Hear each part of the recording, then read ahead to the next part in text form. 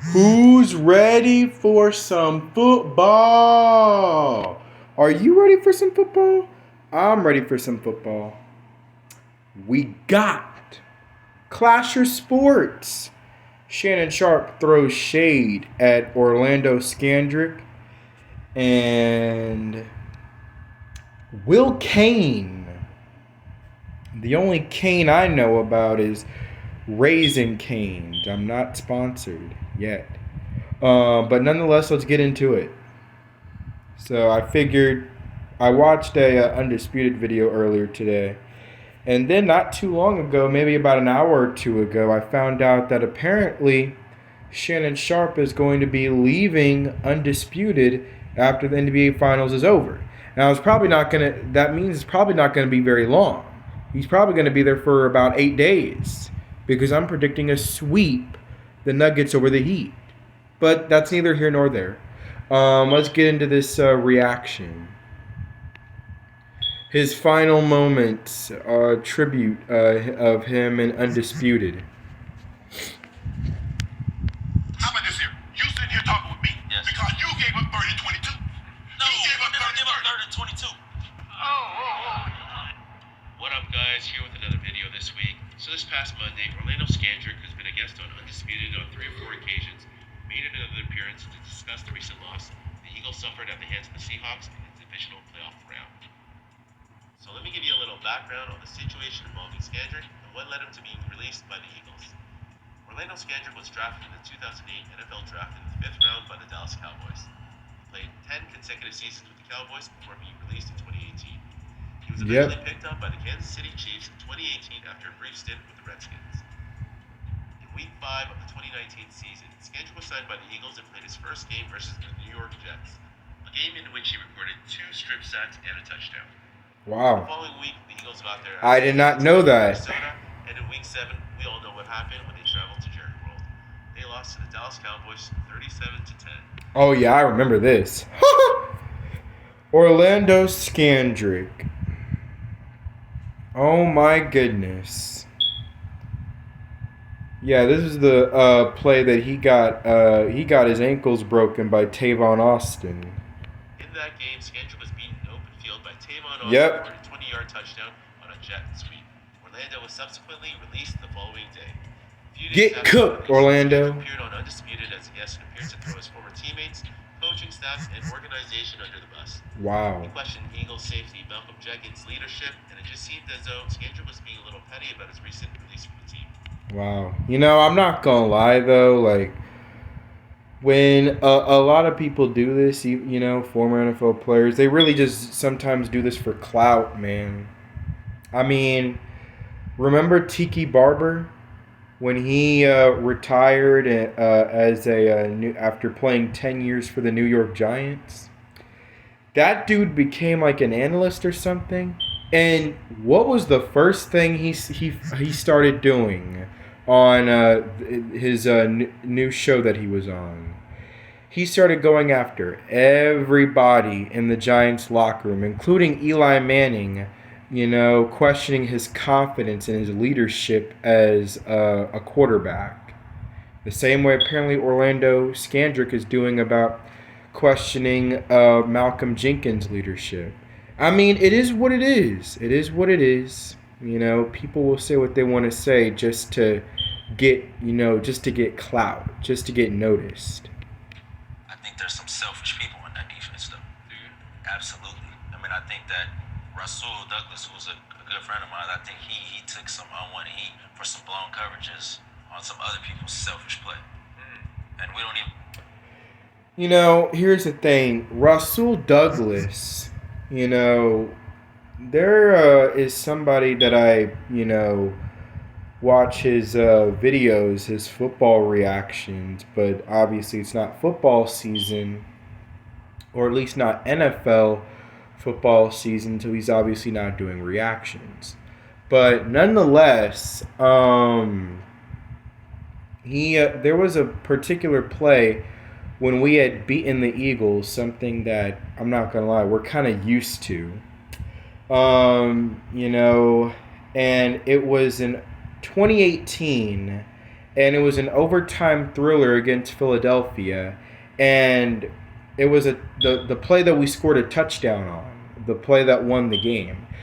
The Eagles ran an all-out blitz, and Jim Schwartz, being who he is, he likes to blitz a lot.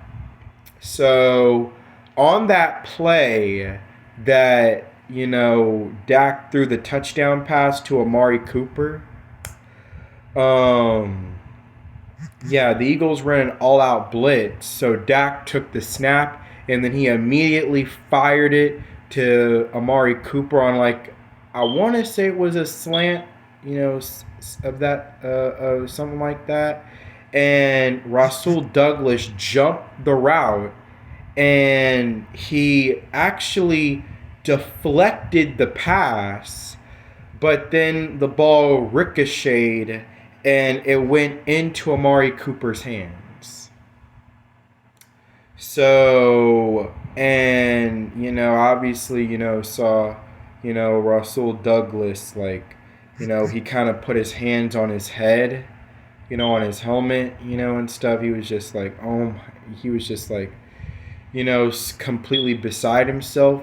And that dude freaking blamed him for the Eagles' loss, or blamed him for the touchdown, and whatever. First of all, Rasul Douglas did his part jumping the route. He did a phenomenal job at that. And he attacked the ball, jumped the route, and he deflected the pass. It's just that, excuse me a minute. So, it's not that he didn't do his job. He did his part. He jumped the route, and he deflected the ball. And, it's just the ball ricocheted. It ricocheted. What is he supposed to do? He can't control that. He tried to knock the ball away, and it just didn't work out. And then dude wants to say, dude wants to say dumbass gave up. What do you mean gave up? First of all, they were at the 10-yard line. But yeah, first of all, I believe we were at the 10-yard line.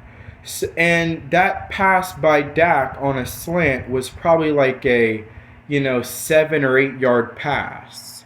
So there wasn't much Rasul Douglas was going to be able to do to chase him and try to, tackle him before the end zone. He did his part. There's just not much you can do about that, Sometimes there's just moments where the ball bounces your way, and that was that moment for us, So I don't understand. It's just people, want to give, Rasul Douglas so much, hate sometimes. Don't give him the credit that I believe he deserves. I think he's an underrated cornerback, and, he just, some people like to, crap on him, But nonetheless, let's get back to the video. There are some selfish players on that Eagles team. That's the reason why y'all didn't win the Super Bowl, because y'all have a lot of selfish players on that football team. I have to say names. Yeah, we do. I know you know, but We don't have to say names at all. They know who they are.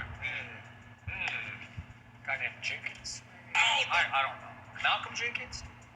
Now fast forward 2 months later to the first week of January, right after the Eagles get eliminated from the playoffs. Scandrick makes another appearance on Undisputed. During the analysis of the game between the Seahawks and the Eagles, the conversation got a little heated from the start. But before discussing this conversation, I'm going to show you a clip Scandrick posted on his Twitter account following the Eagles' loss.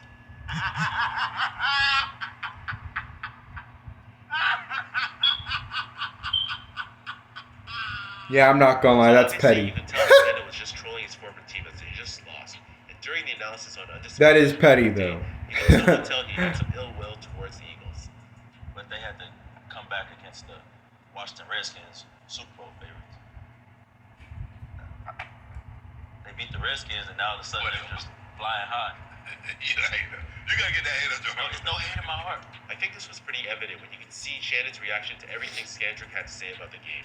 Anyways, later you can kind of tell which way the conversation was heading towards, as both Shannon and Now here's the thing, though. Like, he played for the Cowboys for a decade. So, like, I mean, and the thing is, I've never really heard. I don't think I've really ever heard Orlando Scandrick. Like, I've seen him on, like sports, analyst shows and stuff. And I've never, like, heard him really, like, criticize the Cowboys. Like, from what I've heard, like, he hasn't really, like, I've never heard him really say anything criticizing about the Cowboys, unless maybe this video does show that eventually. But I'm just saying, I've never heard him say anything to give the Cowboys very much criticism, really.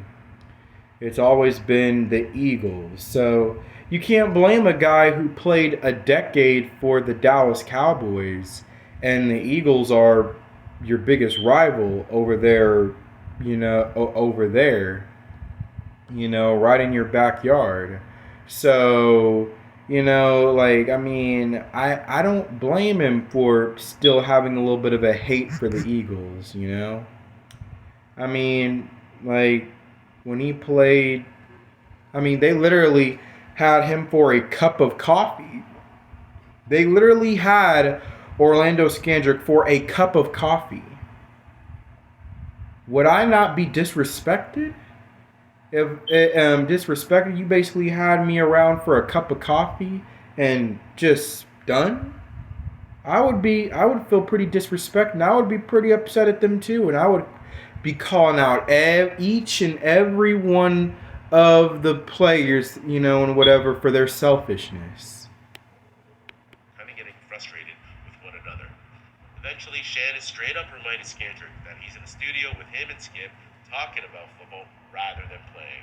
Shannon continues to add salt on the wound by asking if Orlando played all 12 seasons, as Orlando was in and out of lineups throughout his entire career. He got hurt against the Cowboys, and he gave him 3rd and 15. They took him out of the game. The week before that, every game they target Darby. They all give up 15 yards on 3rd down. Go back and watch the Dolphins. How about this here? You sitting here talking with me. Yes. Because you gave up 3rd and 22. No, He gave when up did I give up 30. 3rd and 22? Against the Cowboys. 3rd and 30? You crazy. Again, It was 4th and 1 on one of them, and then it was a slant on 1st and 10. You keep dogging. Now we just being blasphemous. Now we just saying anything. You just saying anything at this You here point. with me. Correct. Why? Because 12 years. Why? 12 years. Did you play all Yes, I season? did. Did you play the I whole did season? not play all Okay, season. then. You'll go skill. Afterwards, things didn't get much better as they both continued to throw jabs at one another throughout the entire segment. I believe all this was triggered by the non-objectivity Scandrick was displaying towards the Eagles. After getting cut from his former team 2 months back, he basically began going on a tirade about them. And I think this is quite consistent with a player who does not want to get picked up by another team. Like, let's be real. To call out your former team just days and months after they drop you, unless you're Antonio Brown, you ain't getting another shot with another team. They put so much capital into that defense, and it failed you. The back failed end wasn't I don't very care good. what your excuse is, it's failed. They can come up here with us now. They had you They can there. all come up here. They You had want to you do trying round to- robin? You want to get Malcolm here one day? They had- You want to get Fletcher? And then you want to get Wentz? They brought Orlando Scandrick in to try to shore up that defense, and he's sitting here To talking shore up the defense, though, because they the had back end. Okay. Oh, my God. Anyways, the segment concluded with respect as both individuals shook hands and were smiling. I didn't think there was anything malicious in those comments, just something that came out in the heat of the moment. However, there is another episode I wanted to touch upon. This wasn't exactly from Undisputed, but rather from First We Feast, an online food culture magazine and YouTube channel. So the show produces a popular series called The Hot Ones, whereby they bring in celebrities from all genres for a discussion while grubbing on some spicy buffalo wings. And 2 weeks ago, the 2 guests they had brought in were none other than Skip Bayless and Shannon Sharpe. So there is one particular moment that caught my attention during the discussion where the host, Sean, asked Shannon, who is one sports TV personality he mutes when they are on air. And here is that clip with Shannon's response. Golly, bruh. From what I'm seeing, it looks like Shannon hits the weights harder than Skip. And Skip prides himself on that. I guess them bones are getting a little bit weaker and older. Give us an on-air NFL personality who you'd mute when the game is over. Someone who you're just not interested in hearing Will from. Cain. Wow. Anytime he's on, I'm mute. Wow. He could be telling me I won $10 million. I'll never know. I won't pick that prize up. Him, for sure. Anyways, the next day, Will Cain decides to clap back, albeit with a very funny and witty check, payable to a one Shannon Sharpe in the amount of $10 million. If you didn't catch this, Will also has his dress stated as 123 rent-free inside out Shannon's head. Not exactly sure what kind of history that these two had in the past, besides crossing paths. I in their time have on no ESPN. clue at all. It could very well be from an unresolved fiery debate, as these two are very strong-minded individuals, passionately debate in sport and political controversy all the time. Anyways, that's it for this video. I will be dropping some more content next week. Be sure to... Alright, so that's it for the video, like he said. Like and subscribe. Comment down below suggestions of other videos y'all want me to react to. You know, like we kind of took a break on the highlights and stuff and whatever. You know, sometimes you gotta take a little bit of a break and relax a little bit, woo-saw, and react to some other stuff just to extend your versatility in content. But nonetheless, that has been my time. That is it. Peace.